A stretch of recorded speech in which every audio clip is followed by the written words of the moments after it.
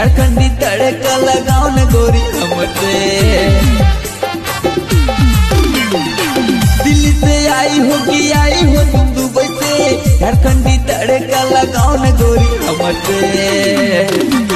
झारखंड के मादर बात ठीक जैसन, हिया के बसोरी बात दिन जैसन। तुम नाचो ना रे गोरिया, तुम नाचो ना रे गोरिया नागिन जैसन।